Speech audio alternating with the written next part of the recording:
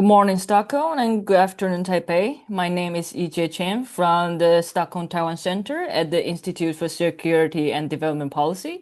I'm delighted to moderate this webinar focusing on the possibility of future Sweden-Taiwan sports exchange. After introduction about this webinar, the webinar will start with short remarks from our three speakers today, and they will have maximum 7 minutes respectively to make a short remark. Then we will have a moderated discussion and a 10 minutes Q&A session afterwards.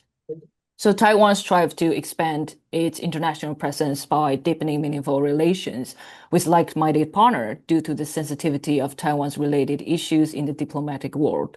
So the informal diplomacy offers Taiwan a space to better connect with other countries in some special occasions, and sport is one of the channels that allow Taiwan to do so. And meanwhile, Taipei has been increasing its emphasis on sport diplomacy and the role of sports in society in general.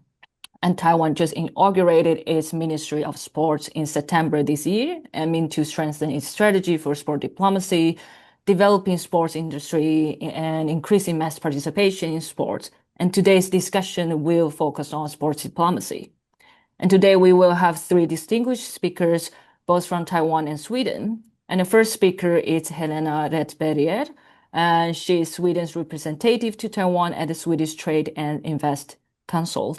And she has more than 2 decades of diplomatic experience with posting in Beijing, London, Singapore, and Taipei.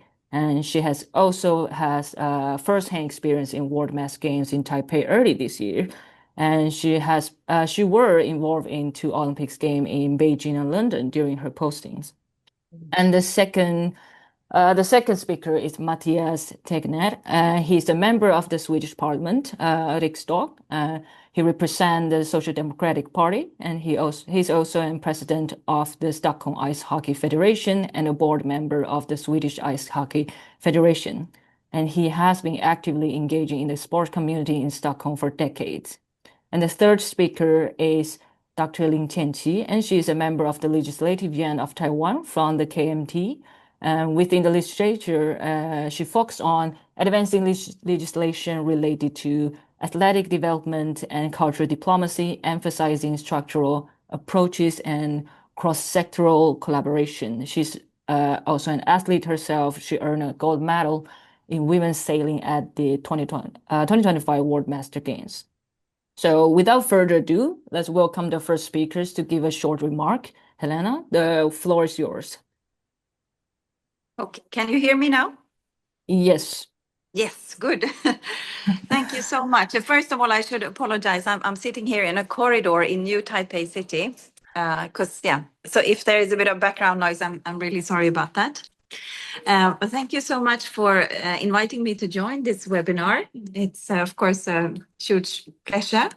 And this is really a topic that is close to my heart, not because I'm an athlete, even if that would have been fantastic, of course, to have such a background, but because I am a true believer in sports as a sort of vehicle for building bridges and shaping relations.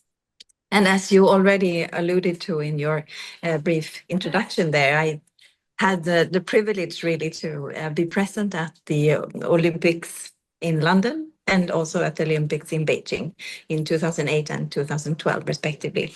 And of course, at working at an embassy, I mean, you're dealing more with sort of, things that are happening sort of on the margins, but still you get a bit of a feel for what's happening and the sort of magnitude of these events and how it really brings the world together. So I think that's quite an extraordinary experience, and it sort of it really has given me this feeling that sports has an incredible power to unite people. So I think this is a very interesting topic, and I think there is a lot of potential for sure in strengthening relations between Sweden and Taiwan in the sports field through various means. You also mentioned that I was lucky to join the World Masters game. Actually, I mentioned that I'm sitting now in New Taipei City, and I joined a woodball team together with colleagues from New Taipei City. And it was a fantastic experience. And of course, we have also stayed in touch after that. And so I think that is, a very small example of how you can build friendships and relations through sports. So I will stop here and happy to come back during the Q&A session. Thank you. No problem. Matthias, would you like to continue?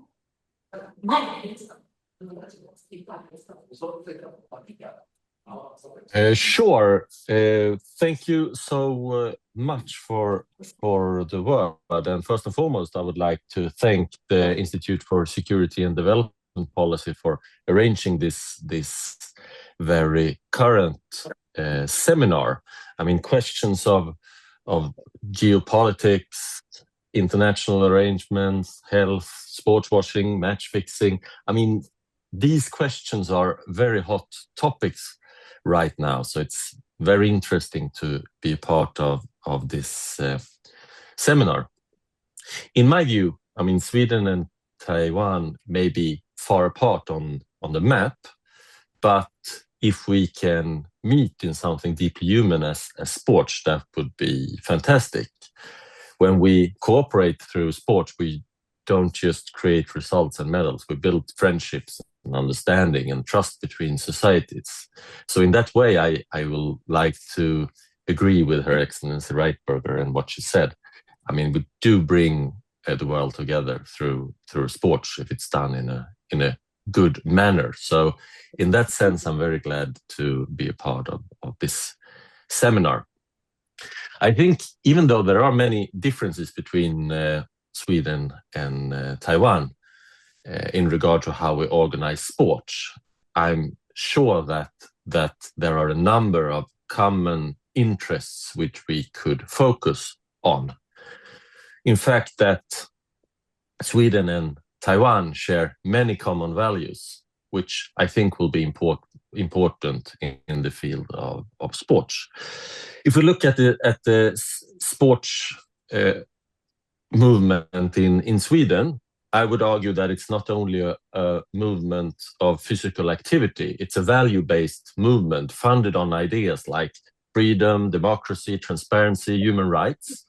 It is financed by both governmental grants, but also from participation fees.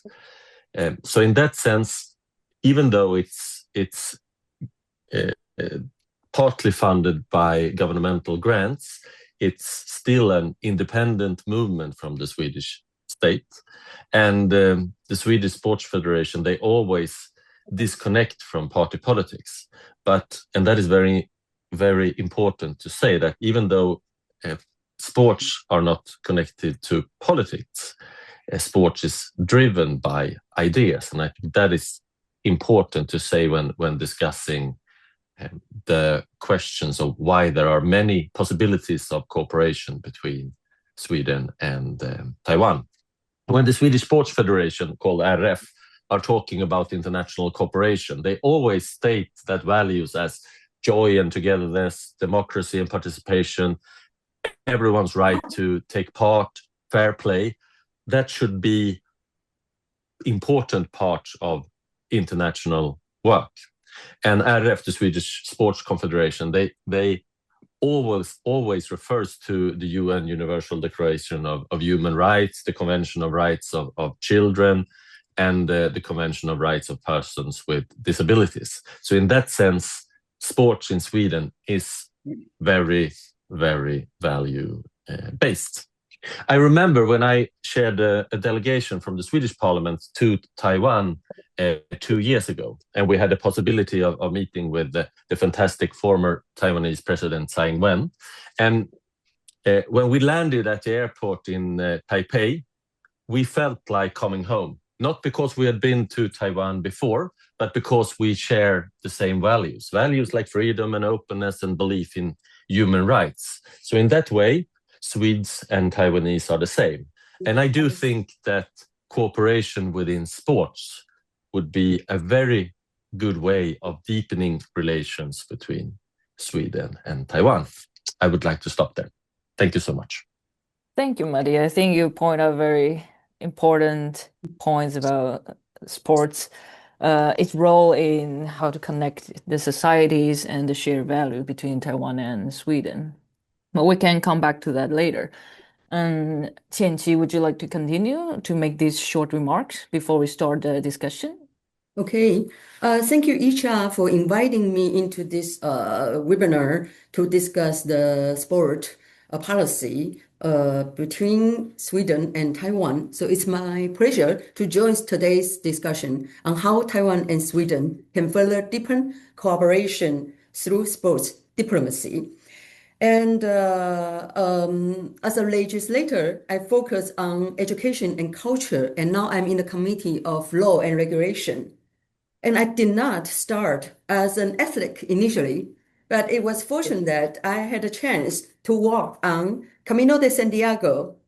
And since then, I became an outdoor person and with a dream to walk out via Formosa de Camino de Santiago. I started to learn sailing.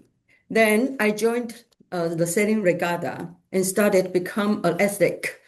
And then I was involved a bit in 2024 Paris Olympic. And I also observed in Marseille for the sailing competition in this Paris Olympic.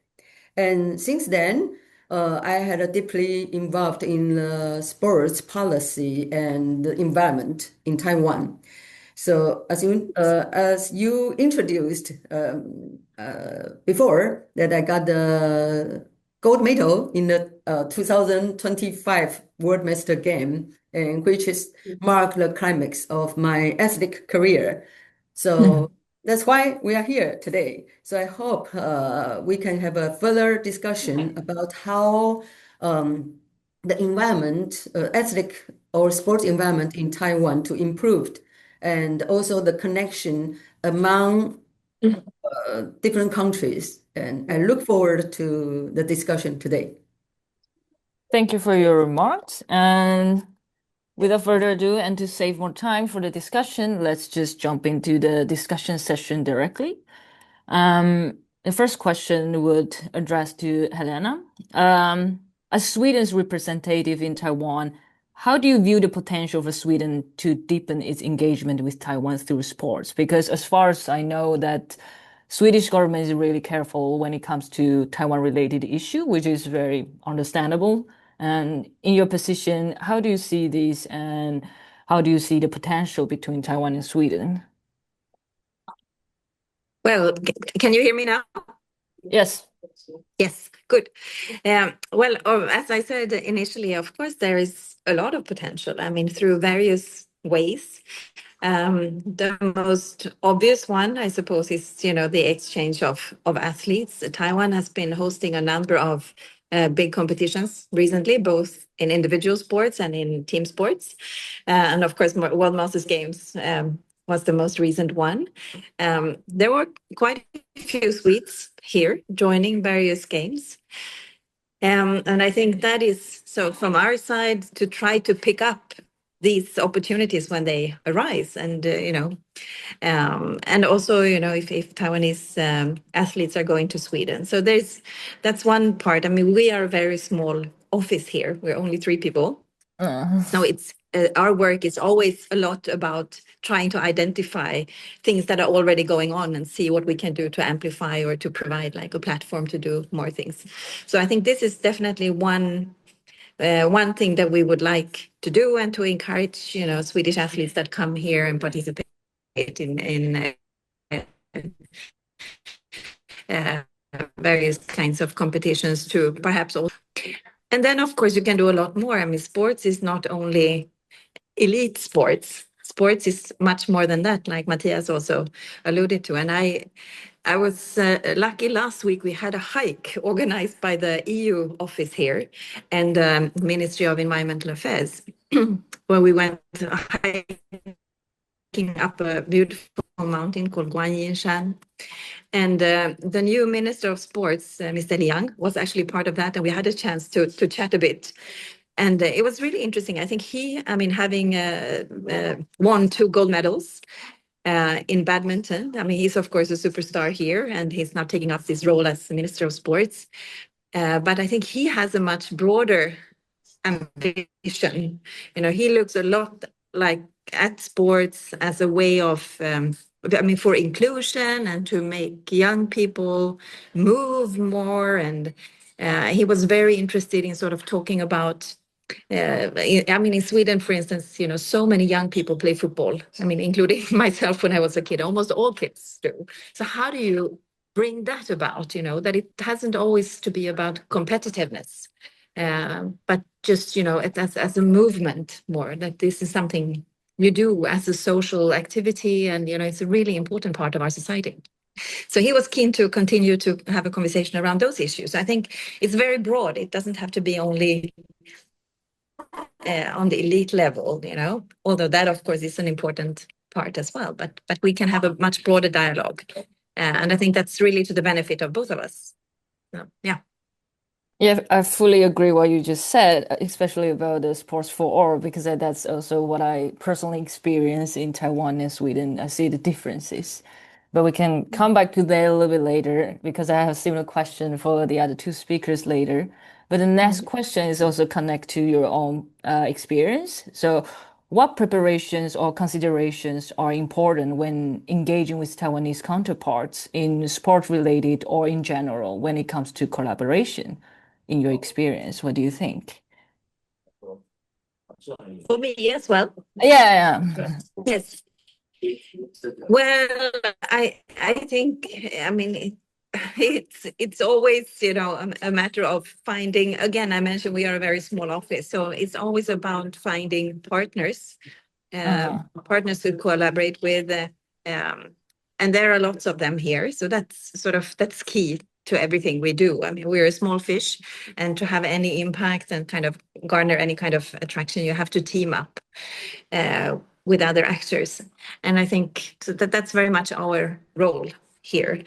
And of course, in Sweden, it would be the same. And my counterparts in Taipei Mission in Sweden, they work in the same way. So I think that is, and also, of course, direct interactions with, like Matthias talked about the Swedish National Sports Federation. So sometimes you meet people who find an interest, and you kind of have to try to pick up on that and see, is there something we can do together here to push the agenda? So this is the way we try to work. And I think in general, Taiwan is a very easy and friendly place. And it's easy to find collaborating partners. So I think that's not the main problem. It's more sort of really being out there and identify the opportunities. That's good to know. At least it's a positive environment to develop this. Matthias, the next question is going to you, and it's also similar to the last question. So when building partnership with Taiwanese counterparts, in your parliamentarian position and experience, what preparation or consideration are important to keep in mind from your experience? Because I think you do visiting to Taiwan sometimes, you must see something. Well, thank you for the question. I think I would like to agree with our representative again that Taiwan is a very easy country to cooperate with, and Taiwanese people is very, very, very easy to build bridges with. So I think in that sense, I think what is important to create relations within sports is to actually get people to meet each other. I think it would be very interesting, for example, to see if there would be an interest from the Swedish Sports Association, the RF, to create some kind of stable relationship with a counterpart in Taiwan, since the Swedish sports movement is value-based. In my view, it would be very natural to have good cooperation with Taiwanese counterparts, since Taiwan is a well-functioning democracy in Asia. So in that sense, it would be natural to have these relations. What would be obstacles? Well, I think, as you pointed out earlier in the seminar, I think the sports movement is organized slightly different in Sweden and Taiwan. I would say sports here in Sweden is organized through local organizations. So in that sense, it's a grassroots movement, even though it's organized within the umbrella of RF, the sports movement in Sweden. As I understand it, sports in Taiwan is more organized or closer organized through schools and universities. So in that sense, I think it would be an obstacle, or at least you would have to think how good cooperations can flourish between our two countries. And also, I think, I mean, there are some examples. I mean, I remember from, I think it was last year, one quite big tournament in Sweden organized for children became stuff in the news because they used, in the beginning of the tournament, they used the Taiwanese flag, which to me it sounds appropriate, but I guess that's not. They never said that it was due to context from the embassy of mainland China. But during the tournament, they changed the flag and used the Chinese Taipei flag, which is used through in the International Olympic Committee context.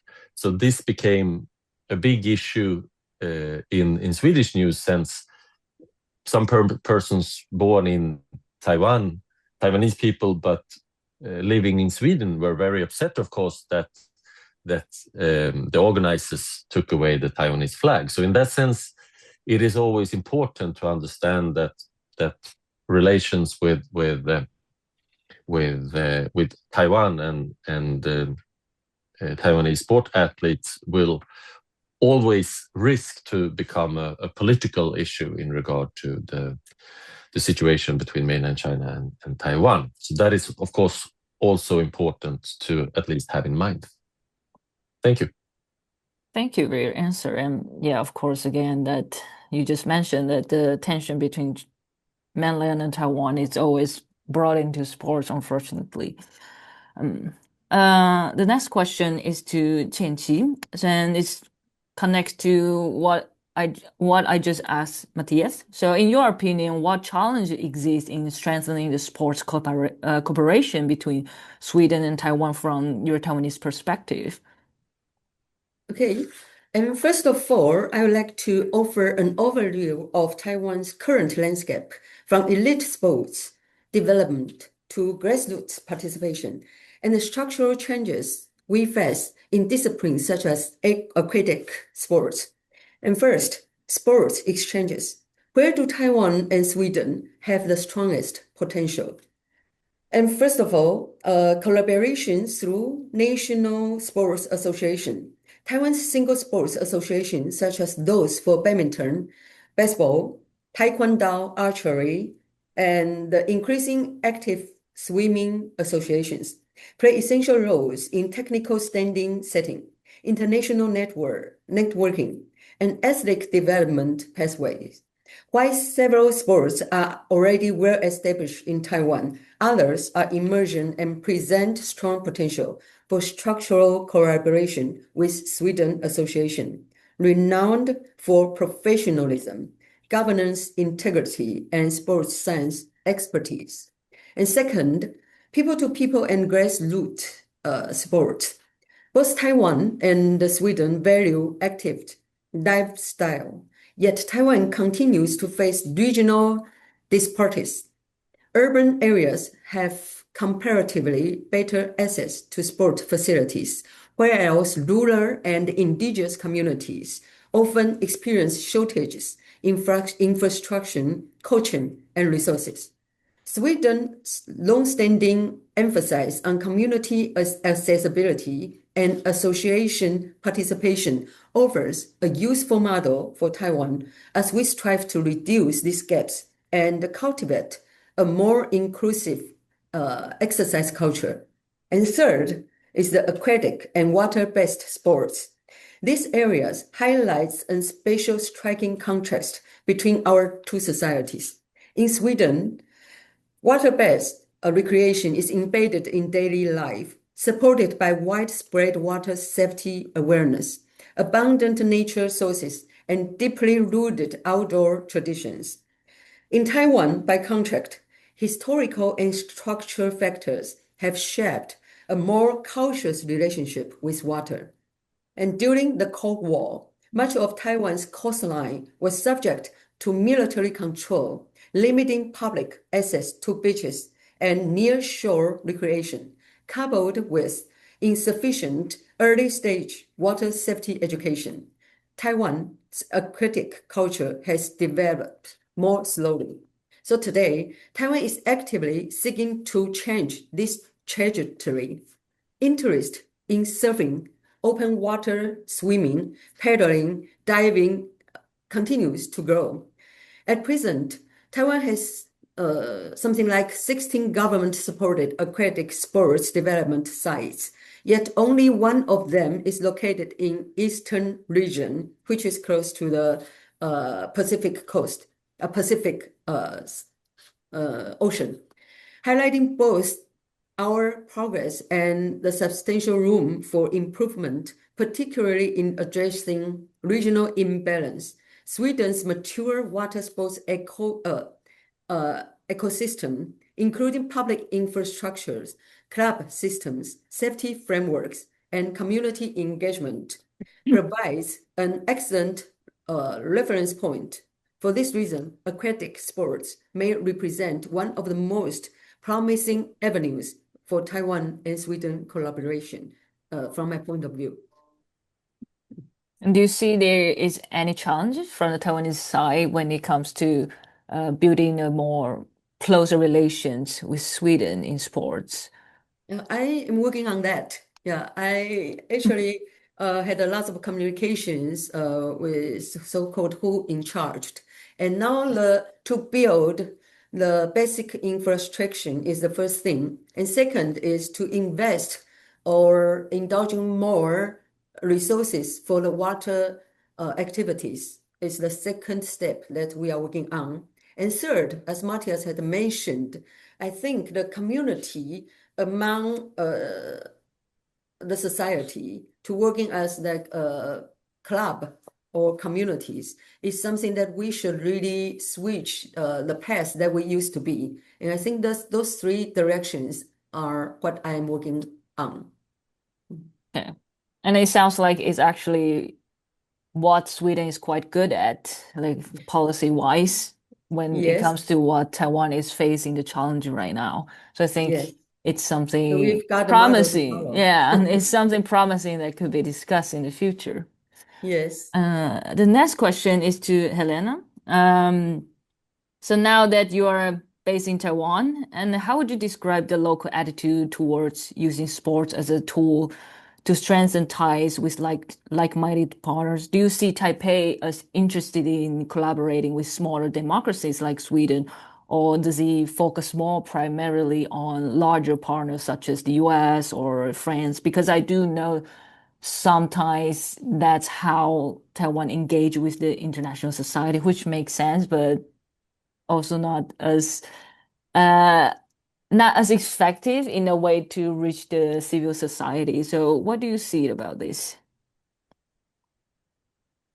Well, I think, again, we are a small actor here, both in terms of size of our office and Sweden, is quite far away. So it's no point in trying to compare yourself with these bigger actors, but always try to identify, where can we contribute? Where is there, space that is beneficial to both of us, based on sort of our different departure points or contexts.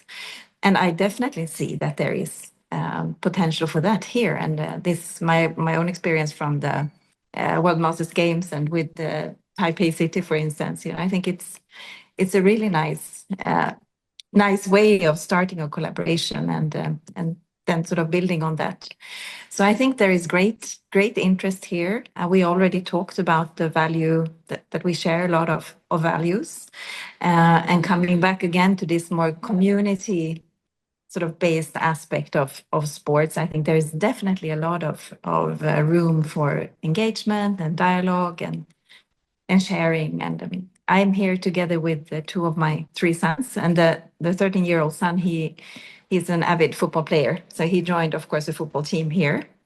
And it's really interesting to see because also, I mean, that's another level of the sort of building bridges, because in his team, of course, half the team are Taiwanese kids and the others half are foreign kids that are here for a period of time. But this is also, it's just a way to get into society. And, you learn so much through these kind of joint activities. But it's also really interesting, you learn a lot about our differences in our cultures through that as well. And I think especially, in these kind of sports, it quite quickly becomes quite competitive. So I think this is, again, coming back to what the new Minister of Sports said, this is an area where we can probably have quite an interesting sharing of experiences. So I think it's a lot of potential for sure. That's good to know. Matthias, the next question is to you. Since you have been involved in the sports community a lot in Sweden for decades, and what format of exchange would offer the best opportunities for Taiwan and Sweden to engage in sports exchange, in your opinion?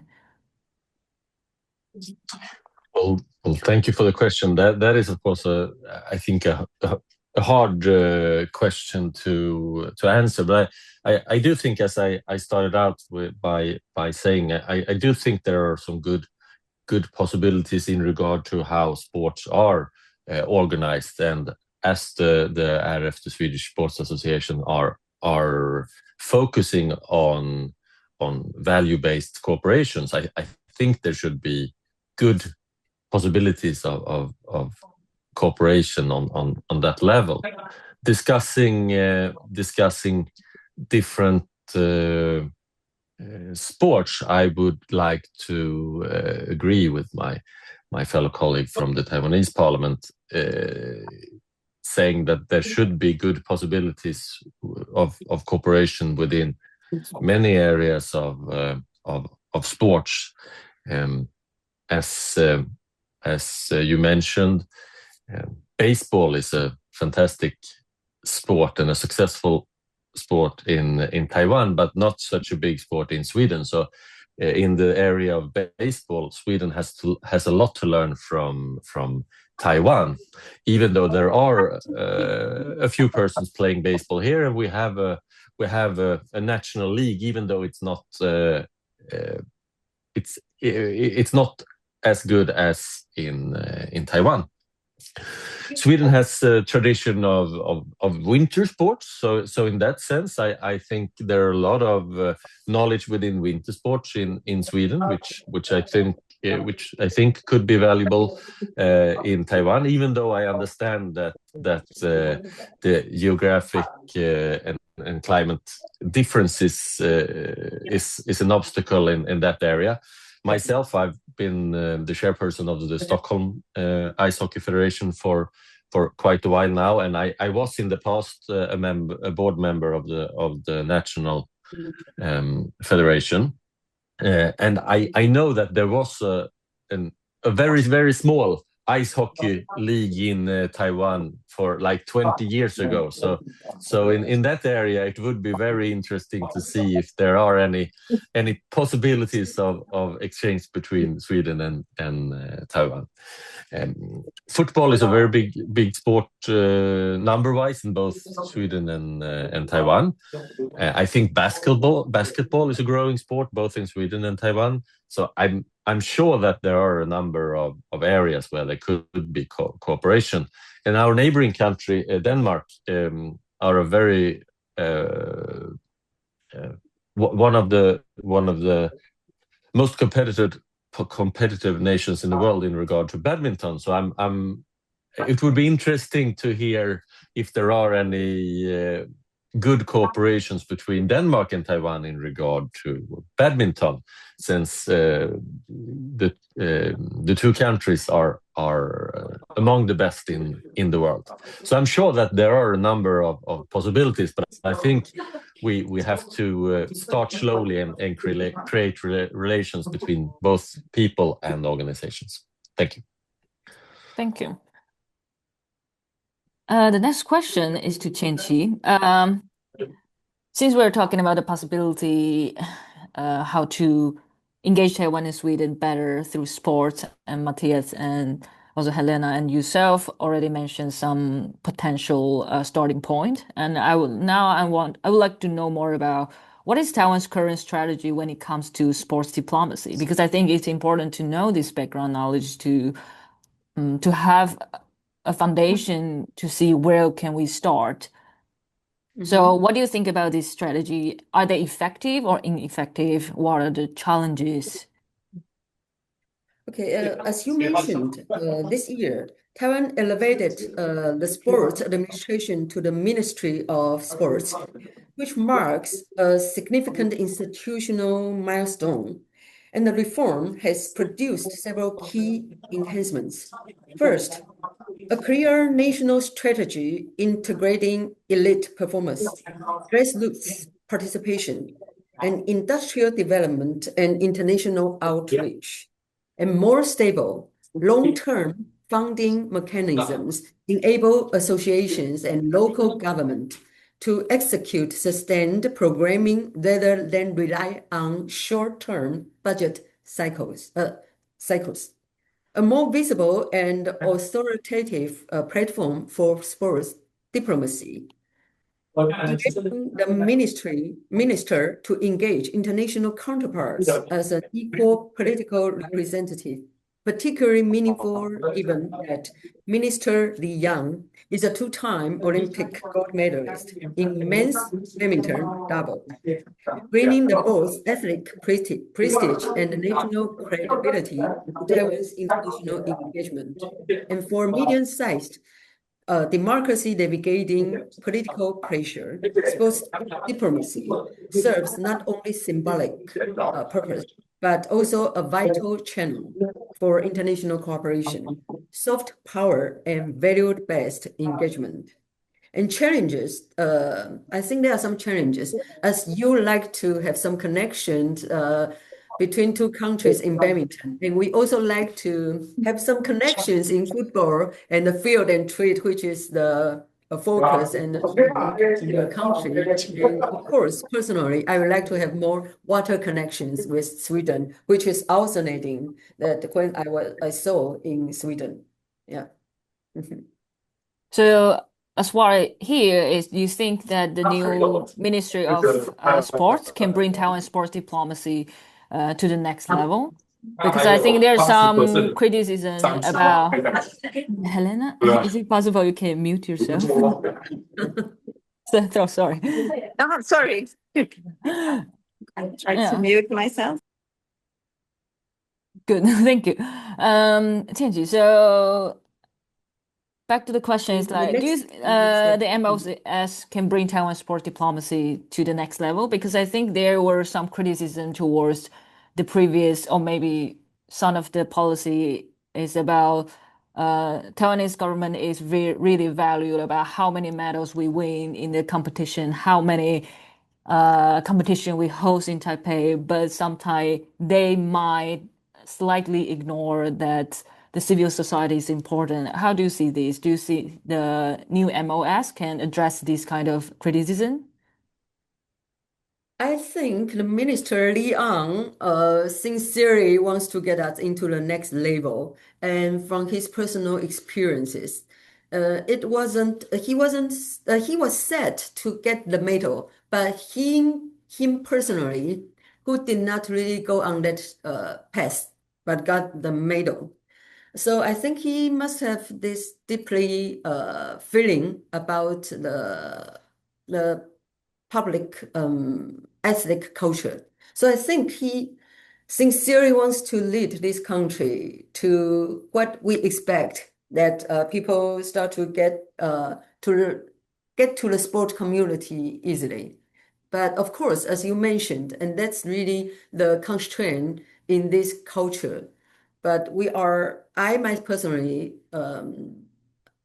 always focusing on how to get outreach for everyone to get into this sports community, although it's hard. And also the constraint you talked about is still happening. But still, there are people with this kind of positive view that to broaden the sports community in Taiwan. And this is what some of us are working on. Mhm.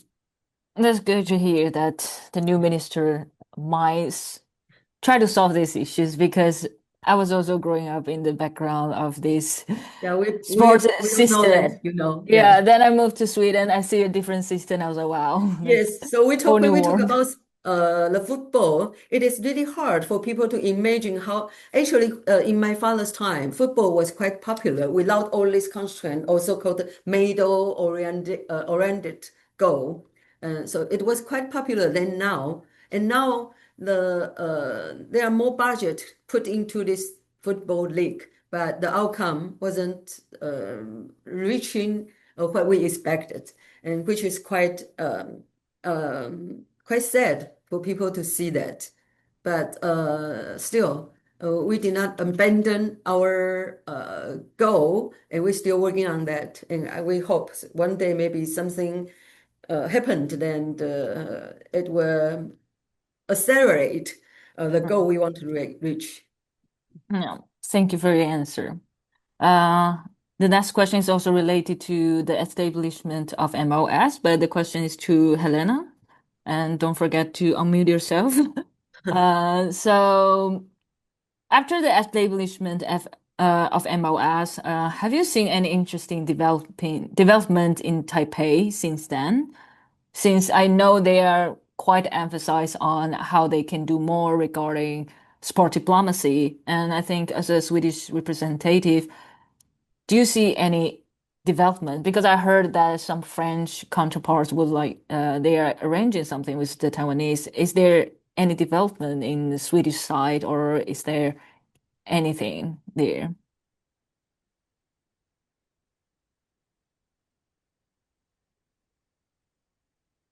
Helena, you're muted. Helena? You're muted. No, sorry. You said Perfect. it's so noisy here. I'm really sorry. You said after the establishment of the sports ministry, or Yeah. is that your question? If I can see any changes after the establishment? So it's only been a couple of months. I think the Minister Liang, when we spoke, he said he's only been in this position since Yeah. end of September. And I think obviously he has a lot of ambitions, and he's come off to a very good start. I think he's very active, and definitely the ambition is there, but it's too soon to tell. But I think he has. My impression from talking to him was really like he has been given this a lot of thought for a long time, and I think there is a lot of interesting things that might come out of this, and really broader than we should look at what he brings to the table, also beyond sort of elite sports, and really having a broad agenda to bring sports to everyone.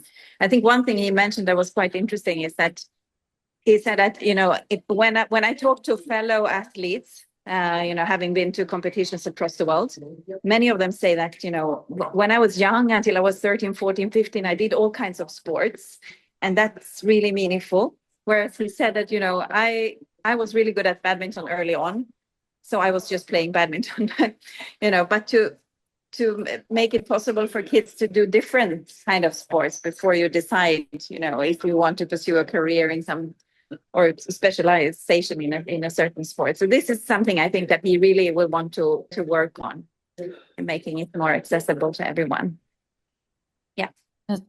Sounds good that at least we're on the right track. Promising starts at least. The next question, and also the last question for this session, is to Matthias. I think, as we mentioned, that Sweden and Taiwan is geographically very far away from each other. And Sweden is a country that recognized by most of the country in the world.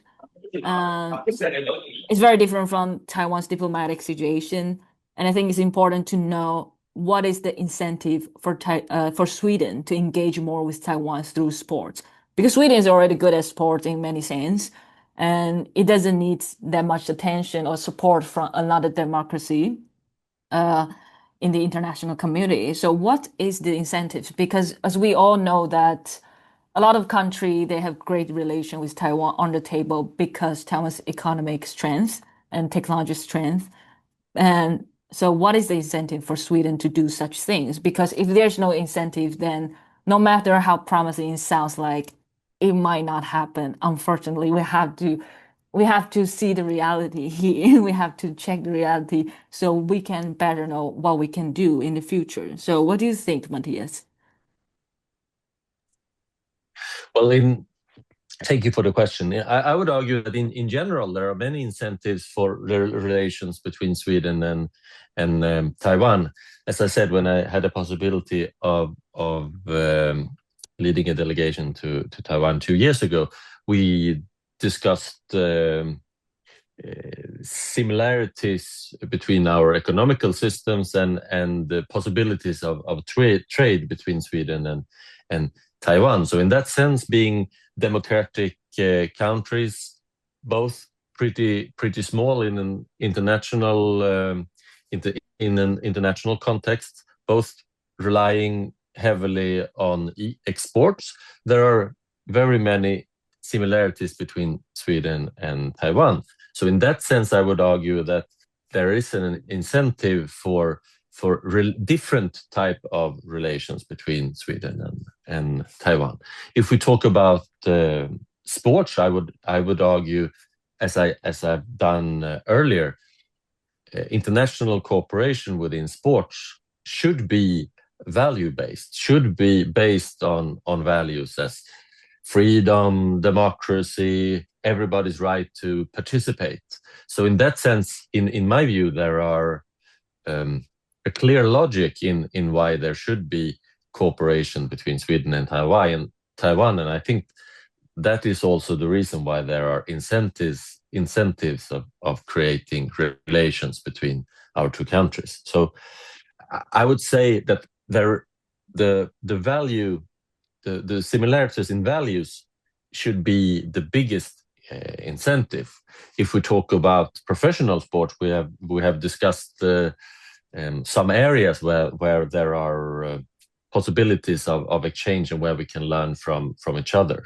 So to sum it up, I would argue that the values is the biggest incentive for relations between our two countries, but there are, of course, also a sports logic in regard to a number of sports. In some sports, Taiwan could learn a lot to Sweden, and in other sports, Sweden can learn from Taiwan. So I would end off by saying values. That is the biggest incentive. Thank you. Thank you for your answer. I think that's actually a good conclusion of this session, that there's this interest from both sides, and that's important as a starting point. Now we have 10 minutes left, so we will directly move to the Q&A session. I will try to address all the questions we have here, since we don't have that much time. So the first question is from Luca. He asked, why do you think sports in particular is a good vehicle for developing deeper connections between Sweden and Taiwan? Are there any potential risks by using sports in such way? Matthias, would you like to start? Well, I think the answer for that question would be actually quite similar to what I've just said. I think there the similarities in values is the reason why we should create a relationship between Swedes and Taiwanese. I think that is the most important logic. And if we, I mean, sports should never be a matter of party politics in my view, but sports should be value based. So I think there is a logic in this geopolitical situation where we are, that we are creating good relations between people in Sweden and in Taiwan. Are there any risks in creating human relations? Well, it shouldn't be.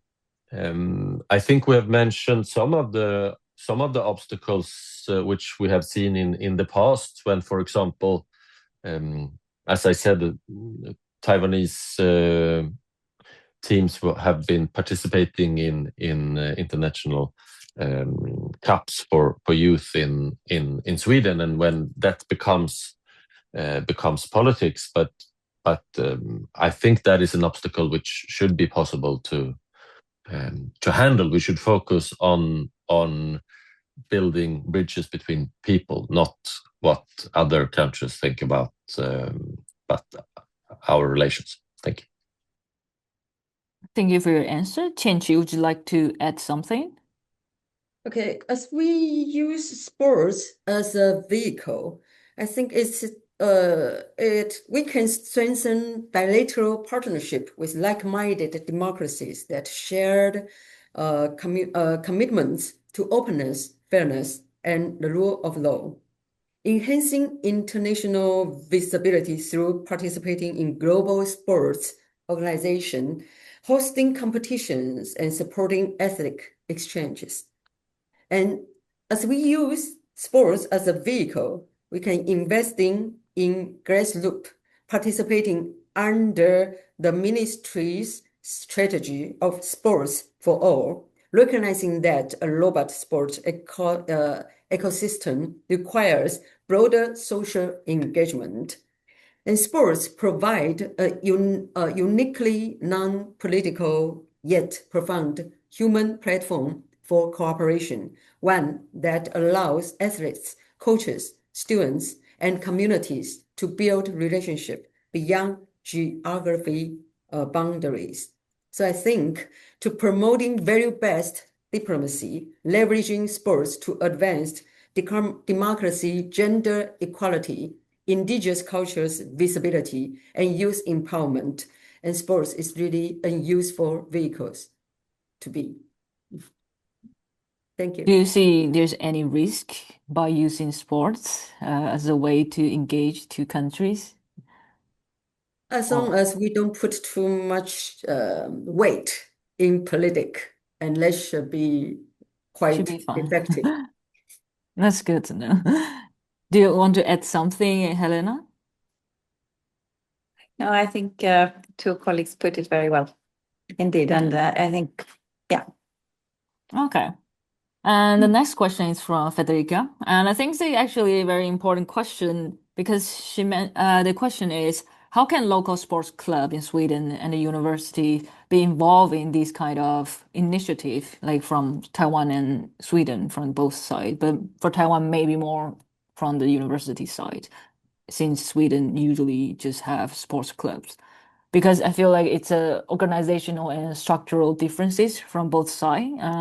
Do you see there's any challenge or to collaborate in this sense, or what kind of initiatives could be there? Would you like to start, Helena? Yeah, I just want to, I think this is maybe more a question for Matthias, who is more sort of involved in that part. But I just wanted to mention one thing. And I think one group that we could leverage in this context, of course, are also the exchange students. You know, it's quite a big group of Taiwanese students that go to Sweden and vice versa. Before COVID, it was about 300 every year. And by Swedish standards, that's quite significant. And of course, you know, they are at universities where they engage potentially in sports. And, you know, so this is also something to pick up on. And we have a very strong alumni association here in Taiwan of Taiwanese students that have been studying in Sweden. I think, we should not forget about this group. They are a very important sort of pool to tap in terms of experiences and this bridge building that we want to achieve. Yeah, that's actually a very good point. Thank you. Matthias, would you like to add something since you have the more experience in regard to this? Well, I think Frederica, when stating a question, is making a valid point. I mean, there are, of course, it's easier to create natural cooperations between different clubs when there aren't such big geographic barriers and this distance between our two countries. So I would argue that in some cases where there are cooperations between, for example, professional sports, then of course it's easier to finance through professional sports logic. So it might be that the national associations of the different sports haven't yet provided funds, or the government haven't provided funds for these type of cooperation. So I think you're making a valid point that there is, of course, an obstacle to find resources for this type of cooperation, since that they will be more costly due to the distance. So that is a valid point, especially if we are discussing like the structures of how sports are organized in Sweden and Taiwan. So I think that is something which all of us need to take into account and try to mediate in ways to create bigger possibilities of cooperation. That is true. Thank you for your insight. Chenchi, would you like to add something on this? Yeah, I think this point is really fascinating. It is an issue that I think Taiwan really needs to outbreak. I think the main thing is the unequal distribution of sport facilities. For example, I myself, aside from sailing, I also play tennis.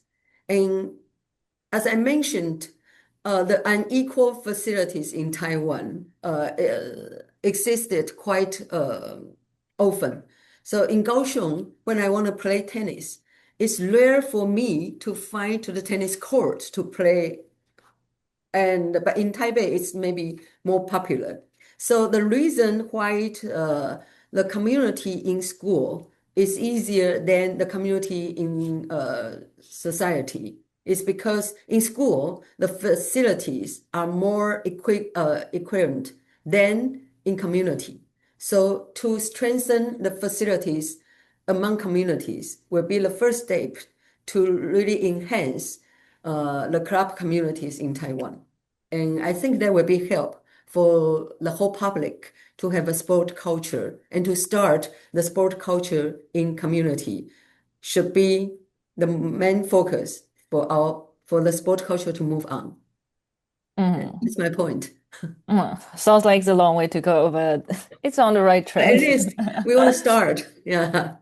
Yeah. And now I'm gonna take the last question because it's already 9:30 in Sweden. So the question is from an anonymous person, and the person asks, in terms of elite sport, is it possible for Sweden and Taiwan to collaborate on athletes off-site training, for example, in winter sports or badminton?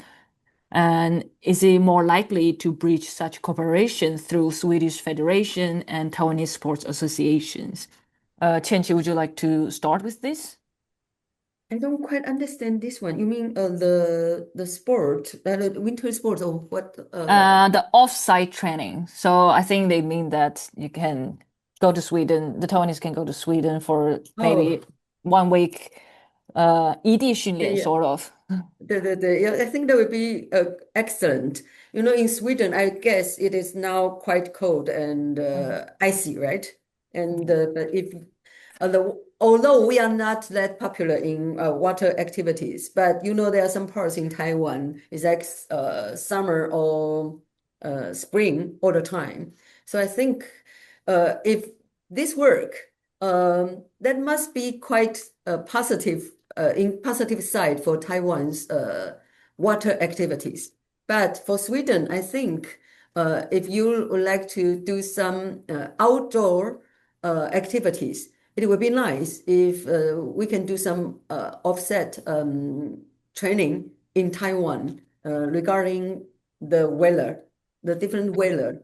So we can pick some, if Sweden wants to do this, and you can pick some activities which is nice to work on in winter in Taiwan, and that would be nice. And for us, of course, as I mentioned, your field and track and also water activities, if we can do that more in summer, and for Taiwan, it would be a nice thing to do. And of course, we want a two-way strengthen. So we may find some topics to work on, and I believe that we will find something that both profit both sides. Thank you for your answer. And yes, the weather here in Sweden now is not very happy, I would say. Helena, would you like to add something on this question?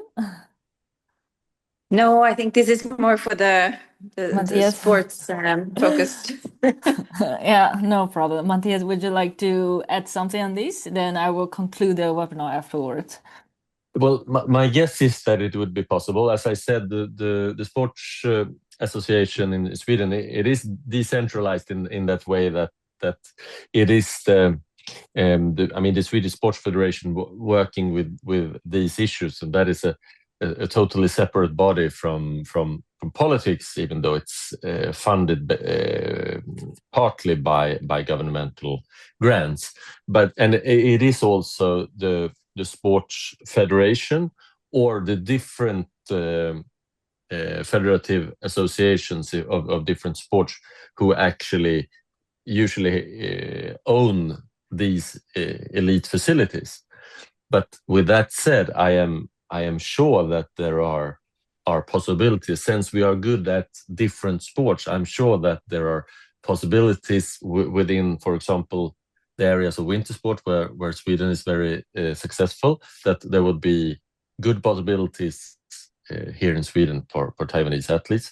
And on the other hand, there are a number of areas where Taiwan is much better than Sweden. And then, of course, I'm sure that in the facilities you mentioned in the start, I'm sure that Swedish athletes could learn a lot from being in these places. So I think this is an area where you should where a good cooperation between the sport bodies of our two countries would be able to create good cooperations within this area. But I think it would work. I'm pretty sure it would. That's very good to know. So unfortunately, we have to conclude this webinar. It's already 5 minutes late. And I would like to thank all three speakers today, bringing all different kind of insight from different perspectives. Personally, I'm a sports fan. I was engaged with sports for decades, and that's happy that you guys are very interested in this topic. And I also think it's a very important starting point between Taiwan and Sweden to start discussing about this, because I understand Swedish state is careful about how to engage with Taiwan, and sports is another channel that can bridge two places closer. So much appreciated that you are here today to discuss this with us. And I also want to thank the audience that asking a very important question that bring in more perspective in relation to the discussion. So thank you all today, and I hope we can continue this discussion in the future soon. And because all three of them have an important job to do, so I will leave them here and hope to see you guys in our next webinar or in the future. Thank you. Yeah. Oops. See you. Bye. Thank Thank you so you. much. Thank you. Thank Bye-bye. you. Bye. Bye.